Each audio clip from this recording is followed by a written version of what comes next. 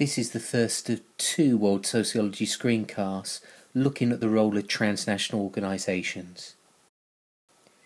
So in this screencast we're going to begin by defining transnational organisations, and then we're going to look at some of the main types of transnational organisations that have an influence on developing countries. And then we're going to spend a bit of time looking specifically at the role of the Bretton Woods institutions.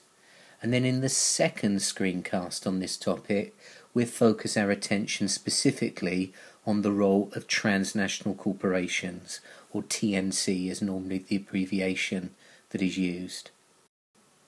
So this term transnational organisations refers to international organisations that exist above the level of the nation state and that in a sense transcend national boundaries. And there are some other terms that you might come across that refer to the same types of organisations. So sometimes transnational organisations are called supranational organisations or multinational organisations. And so the key idea is that transnational organisations have a remit that goes beyond a single country.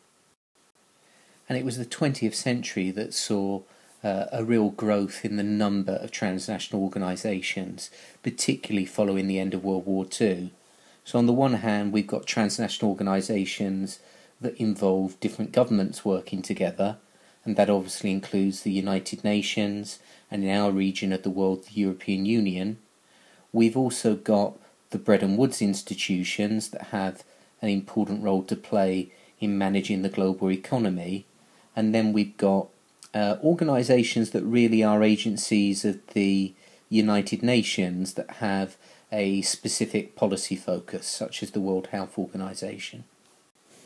And then on the other hand, we have non-governmental organisations, so organisations that are independent of a particular government, and that includes charitable organisations. So we've got big international charities like Oxfam. We've got international pressure groups that might have an interest in development issues, such as Amnesty International, and we've of course got the International Committee of the Red Cross.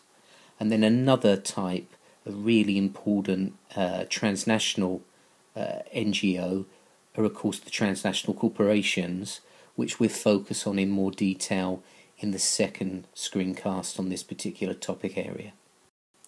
Right, I want to spend the rest of this screencast looking at the role of the Bretton Woods institutions in more detail.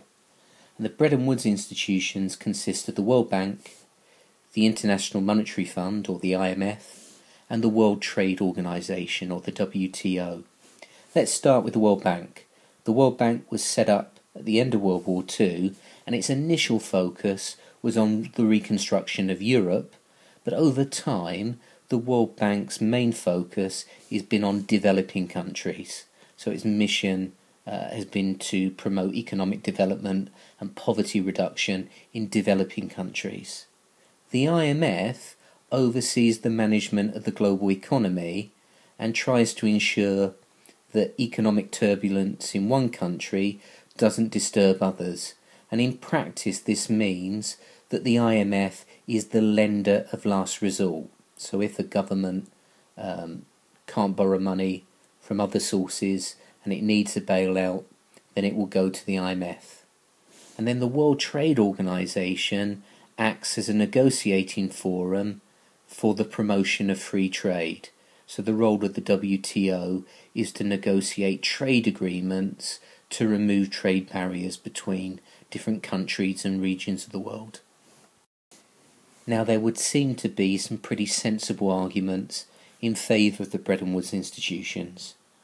So the IMF and the World Bank were set up at the end of World War II, partly in response to the idea that unregulated capitalism had been one of the main causes of World War II, and therefore there was this collective desire to have international institutions to manage and regulate the global economy much better after World War II.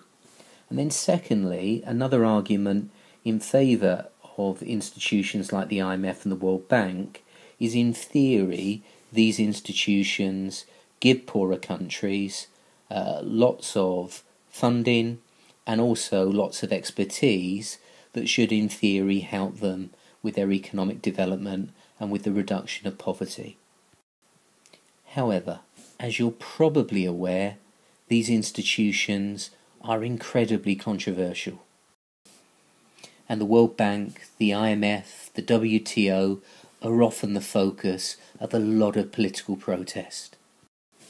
And I think the main reason that the Bretton Woods institutions attract so much criticism is the perception that they're not really neutral development agencies, but instead they reflect the interests of the most powerful countries, the richest countries in the world.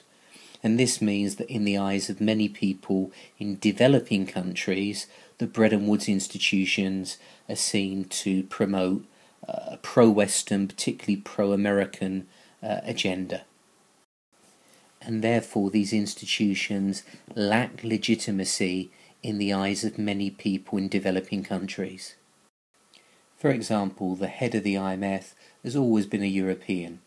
So up until a couple of years ago, the head of the IMF was a Frenchman called Dominique Strauss-Kahn, who had to resign from the IMF after he allegedly sexually assaulted a maid in a New York hotel room. But his successor, Christine Lagarde, is also French, so it's another European in charge of the IMF. And then ever since its inception, the head of the World Bank has always been the nominee of the American president.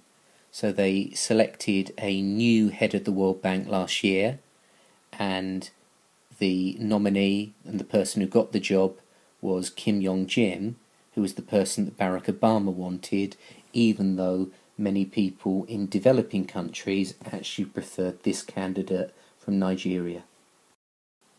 Since the 1980s, the Bretton Woods institutions have been heavily influenced by neoliberalism, and this has made these institutions very unpopular with people on the left of politics, with many of those critics arguing that the types of policies pursued by the IMF and the World Bank, the structural adjustment programs, have not actually been that successful. And interestingly, protests against the IMF have now spread to Europe, particularly in a country like Greece, which is being bailed out by the IMF at the moment. And just as the IMF has imposed strict conditions on the loans that it's given to poorer countries, there are strict conditions being imposed on Greece at the moment, and we're seeing a lot of political protest against those conditions. So in this screencast, we define transnational organisations, so we're talking about international organisations that have a remit that go beyond a particular country.